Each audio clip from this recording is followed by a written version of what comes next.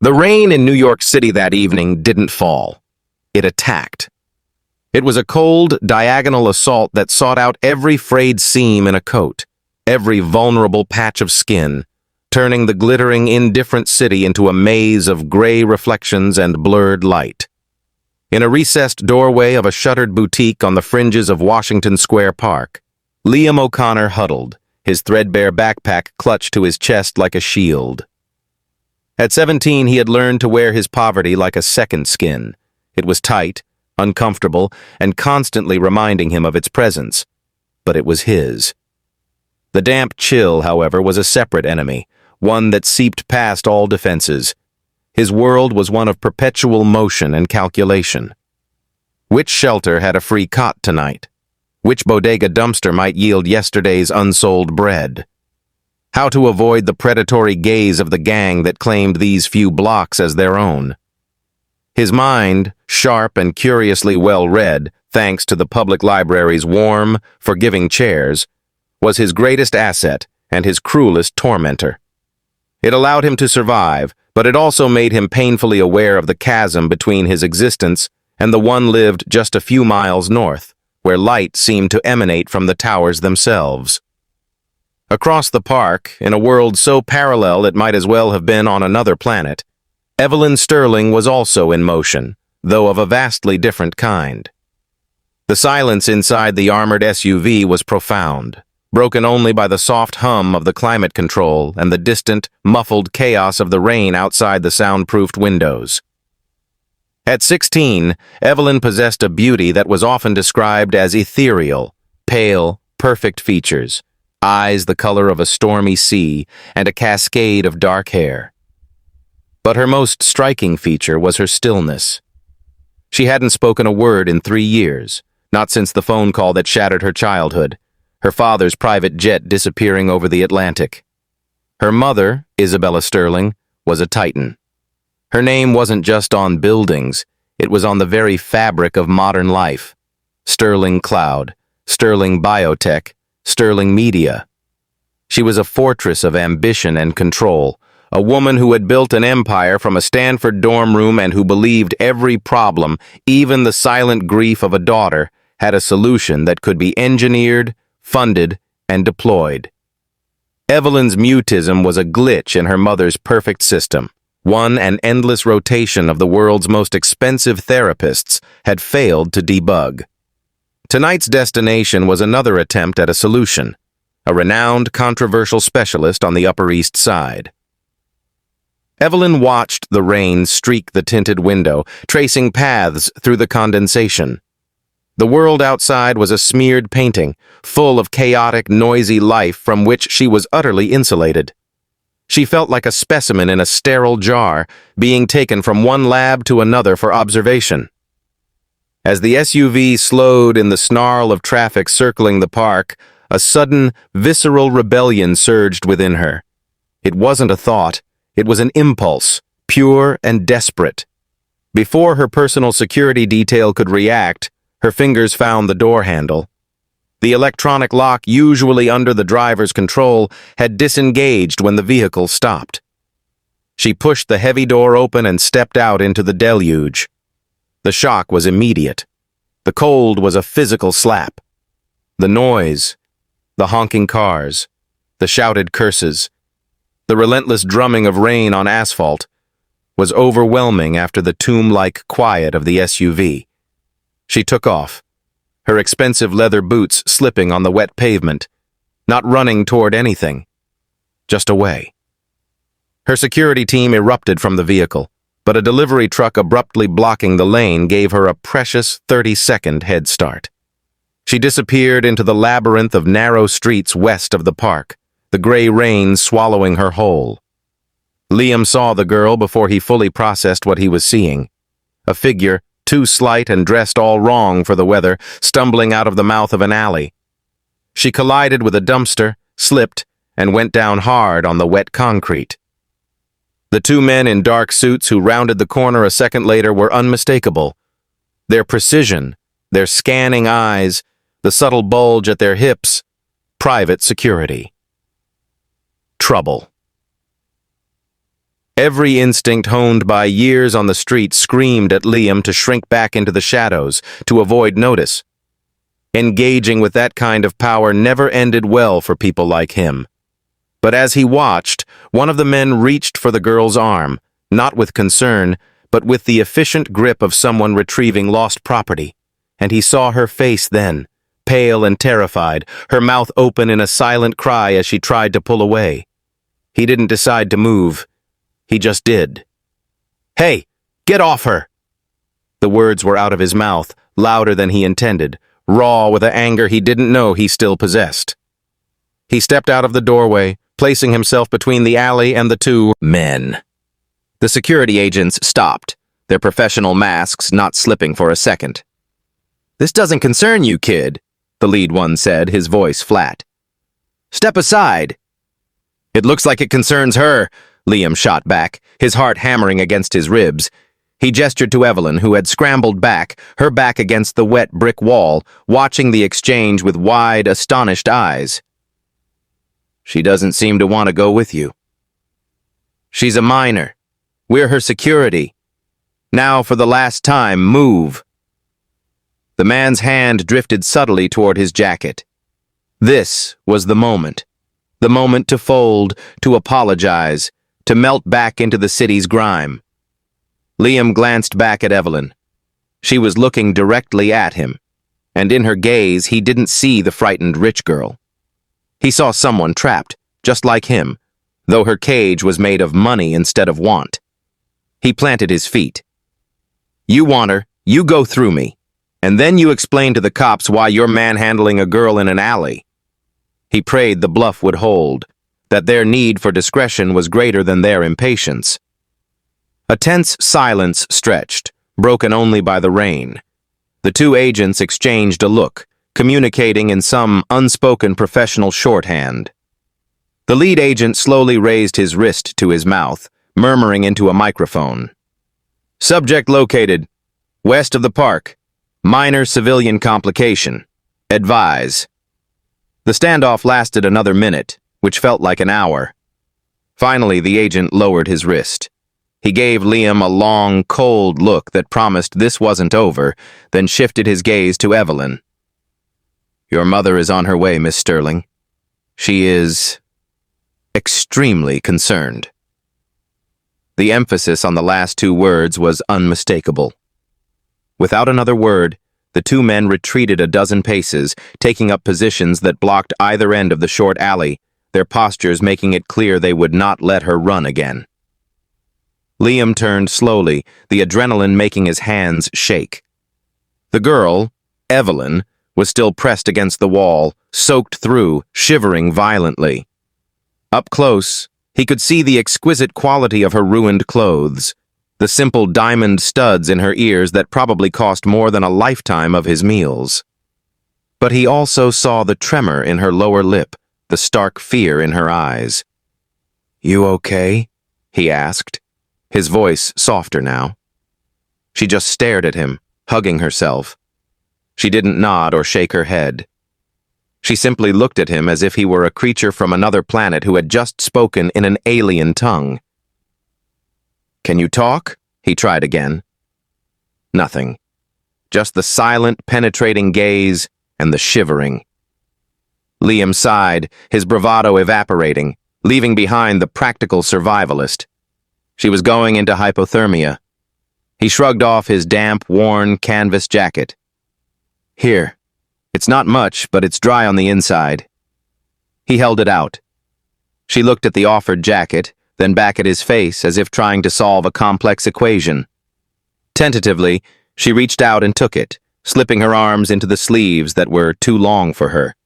The gesture was so small, but in the charged silence of the alley, it felt monumental. "Liam," he said, pointing to himself. Her eyes stayed on his. After another long moment, she slowly raised her own hand. Not to speak, but to point at the wall beside him. There, in the grime and old graffiti, someone had painted a faded, crude EV. She pointed at it, then at herself. "Ev?" Liam asked. "Your name is Ev?" a single, almost imperceptible nod.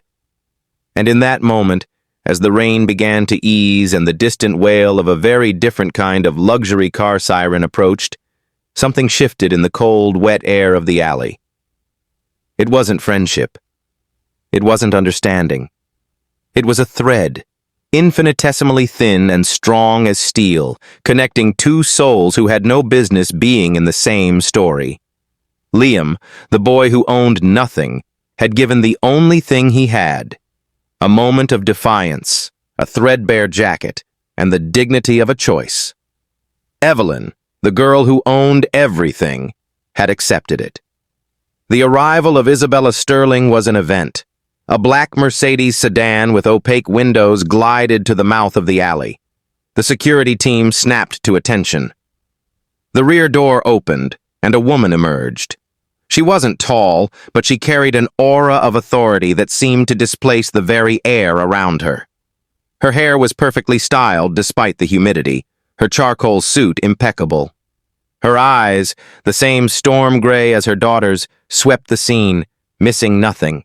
The dirty alley, the vigilant guards, the shivering girl in a boy's ragged jacket, and the boy himself. Those eyes settled on Liam, and he felt pinned, assessed, and categorized in a nanosecond. There was no anger there, no gratitude. It was the pure, cold calculus of risk assessment. She walked past him as if he were part of the alley's architecture. She went straight to Evelyn, removing her own exquisite cashmere coat and wrapping it around her daughter's shoulders, gently removing Liam's jacket as if it were contaminated. "Evelyn," she said, her voice low and firm, "this ends now." Evelyn didn't resist, but as her mother guided her toward the car, she turned her head. Her eyes found Liam's one last time. Then she was gone, ushered into the warmth and silence of the Mercedes. The door closed with a soft, final thud. Isabella Sterling paused before entering the car herself. She turned back to Liam. From a small clutch, she extracted a crisp white business card, holding it out between two manicured fingers. Not handing it to him, but offering it for him to take, like one might offer a treat to an unpredictable stray animal. "For your trouble," she said, her tone devoid of inflection. The card had only two things on it, a phone number and the name Isabella Sterling. Liam took the card, the heavy, textured paper foreign in his rough hands. He said nothing. "A word of advice," she added, one foot already in the car. "Forget this happened. The world you just brushed against has sharp edges. They cut." With that, she disappeared into the vehicle, and it purred away, leaving Liam alone in the suddenly quiet, dripping alley, holding a billionaire's phone number and a ghost of jasmine perfume in the air. He looked at the card, then at the spot where Evelyn had stood. He had expected to feel small, insignificant, put back in his place. Instead, he felt a strange, defiant spark. He had seen the sharp edges, and for a second, he hadn't been cut. He had pushed back. He carefully placed the card in the innermost pocket of his backpack, not as a ticket to a reward, but as a token, a proof that the encounter had been real. Then he pulled his damp jacket back on, the faint, elusive scent of expensive perfume and desperate courage still clinging to it, and walked back out into the city, his world irrevocably tilted on its axis. For Evelyn, the return to the penthouse high above Central Park was a return to her soundproofed prison. The silent car ride, the elevator ride that soared through the heart of the building, the hushed greetings of the staff, it was all part of the machine that was her life. Her mother said nothing more about the incident, but her silence was more potent than any lecture. It was a vacuum of disapproval. Back in her room, a serene space of curated whites and grays that felt more like a luxury hotel suite than a home, Evelyn stood at the floor-to-ceiling window. The storm had passed, and the city glittered below, a galaxy of human struggle and triumph she would never know. She hugged herself, and for the first time in 3 years, she felt the absence of something specific. Not her voice, but something else. The rough texture of a stranger's jacket. The raw, unpolished sound of his voice saying, "You okay?" He had looked at her and seen a person, not a problem to be solved or an asset to be protected. In his eyes, she wasn't the mute, sterling heiress. She was just a girl in an alley, scared and cold. That simple, unmediated recognition was a gift she hadn't known she needed. The next day, Liam's life resumed its difficult rhythm. He spent the morning at the library, losing himself in a battered copy of The Count of Monte Cristo, a tale of transformation and hidden wealth that felt bitterly ironic. In the afternoon, he took a cash-in-hand job helping a struggling bookshop owner move inventory, earning $20 and a stale sandwich.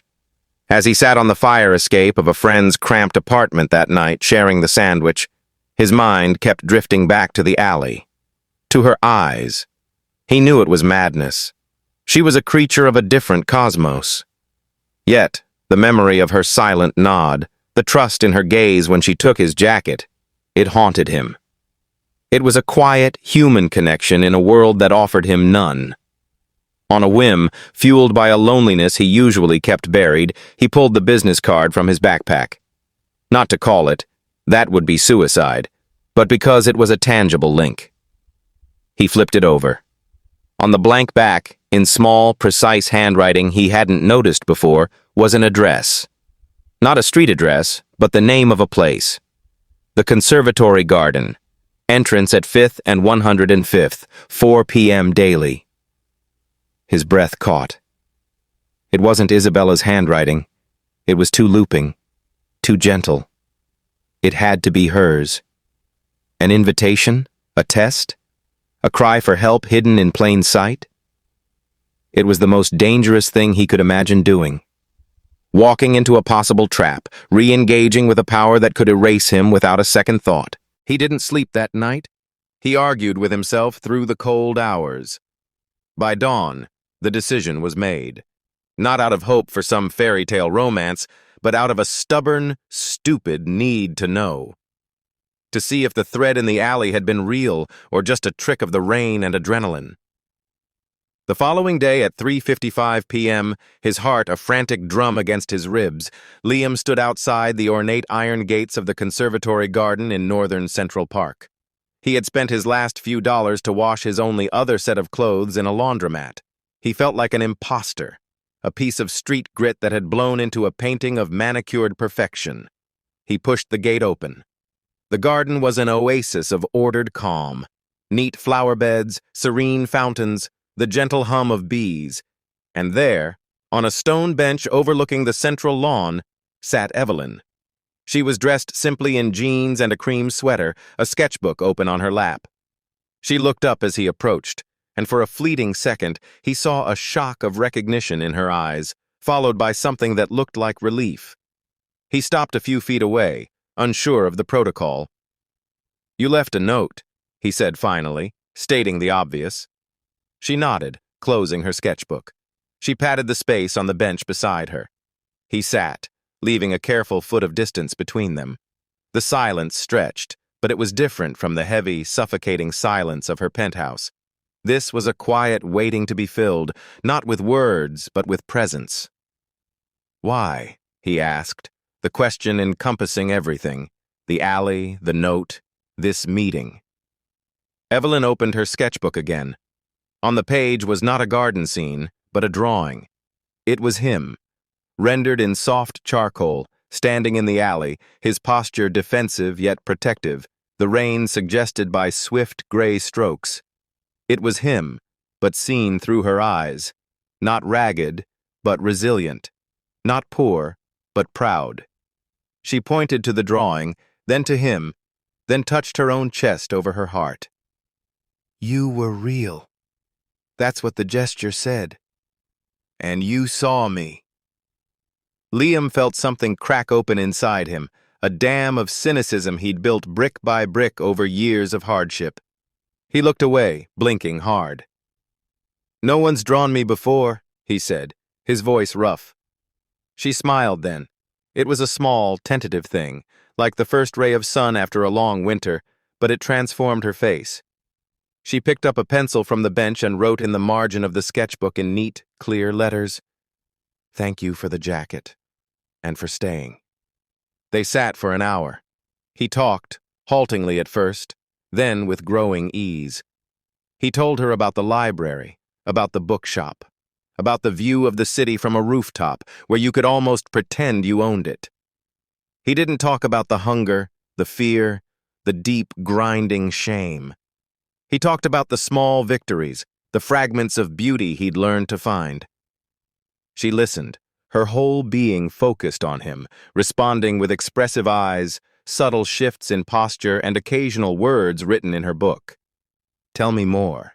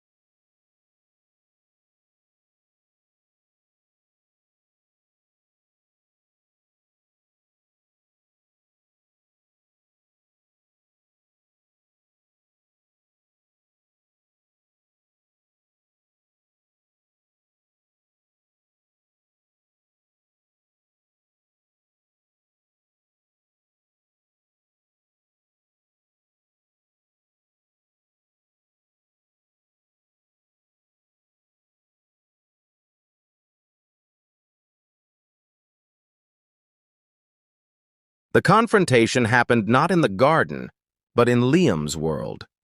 He was leaving the library one evening when a black sedan pulled smoothly to the curb. The rear window slid down, revealing Isabella Sterling. Her expression was no longer one of cool assessment. It was carved from ice. "Get in, Mr. O'Connor," she said. It was not a request. The inside of the car smelled of leather and cold ambition. Isabella didn't look at him, staring straight ahead as the car moved through traffic. "You've been seeing my daughter. We talk, in the park." "She doesn't talk." "She does, just not with her voice." Isabella's head turned slowly. The full force of her gaze was terrifying. "Do not pretend to understand her. You have known her for weeks. I am her mother. I have spent a fortune trying to fix what is broken." "Maybe she's not broken," Liam said, the words out before he could stop them. "Maybe she's just sad. And maybe nobody just lets her be sad." A flicker of something, pain perhaps, crossed Isabella's face before being ruthlessly suppressed. "Sentiment is a luxury you cannot afford, and one I will not indulge. You are a variable in a carefully balanced equation, an unpredictable, potentially dangerous variable from a world of chaos and want. I will not have my daughter's safety and future compromised by a charity case with delusions of connection." Each word was a precisely aimed dart, designed to wound and diminish. They found their mark. Liam felt the heat of shame rise in his cheeks. "What is your objective?" Isabella continued, her voice dropping to a deadly calm. "Money? A payout?" Name your price. Set a number. This ends today. The raw contempt in the offer was more shocking than any threat. It reduced the fragile, beautiful thing growing in the garden to a transaction. For a second, Liam was speechless with anger. Then it hardened into a cold clarity. "You think everyone has a price," he said, his own voice quiet now. "That's how you see the world. That's why you'll never understand what's happening in that garden. She's not a stock you own, and I'm not for sale."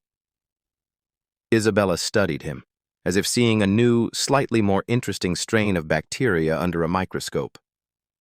Noble and ultimately meaningless. You have nothing to offer her but instability and heartache. I am offering you a clean exit. Take it. No. Then you force my hand. She picked up a tablet from the seat beside her, tapped the screen, and turned it toward him. It showed a live feed from a high-resolution security camera.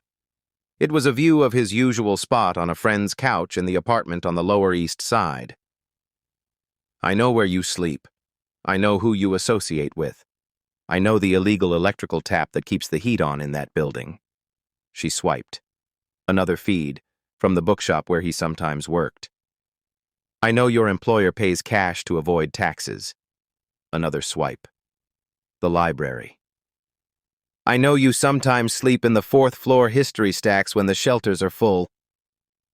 A chill that had nothing to do with the car's temperature seeped into Liam's bones. She had mapped his entire fragile ecosystem, and she held every vulnerability in her hand. "I can make your life disappear with one phone call, Mr. O'Connor," she said, putting the tablet down.